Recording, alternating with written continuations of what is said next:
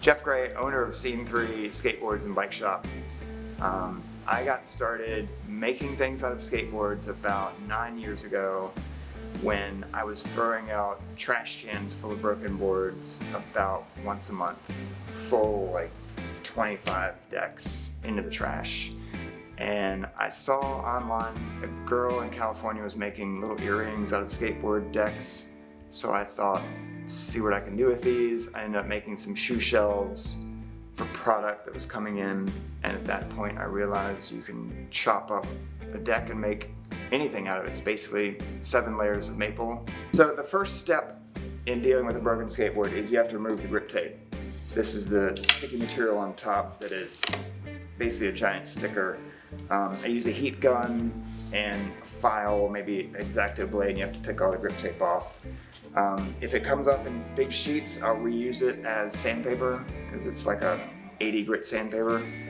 Then you either, depending on if it has graphics or if it's totally messed up, you can either cut it into strips or you can basically cut it down into more manageable pieces, and then it gets laminated, glued together in bigger chunks.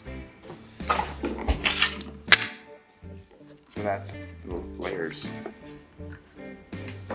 Sometimes I will have an idea of something I want to make.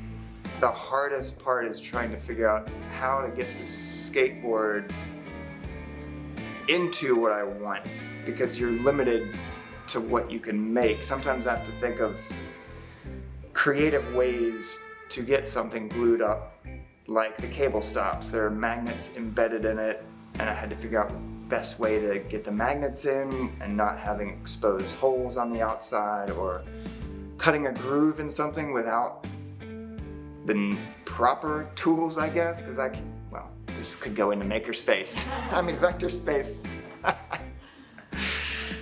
Figuring out how to make things with what I have available as far as decks or tools or access to certain things. Customers will give me ideas, like they want a pencil holder to hold toothpicks or a toothbrush holder, so you have to figure out what finish to use to keep it waterproof since you're putting a wet toothbrush in it. I had someone request a cable stop that spins so that when you move the cord it follows where you're going, and I'm working on that one, but if it gets too complicated it's going to be too hard to replicate and too expensive. So I have a box of prototypes that didn't make it to the light of day.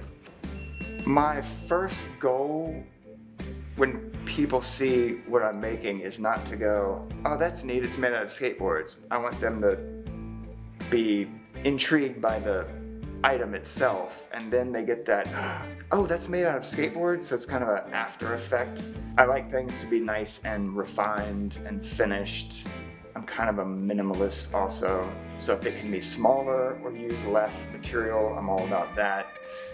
That also leads into the recycling aspect, because I can get more out of something the less material I use. And things have to feel good. They have to feel solid. I don't want something that's gonna break and then have to refund money. It has to work. And I get a lot of that. People always come back and say, we love your products, we've got everything.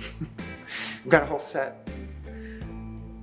I think it's close to 2 million decks are discarded every year.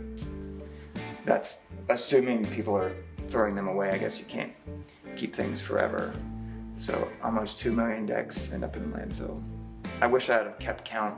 It's been about 10 years now, so I'm imagining it's several thousand.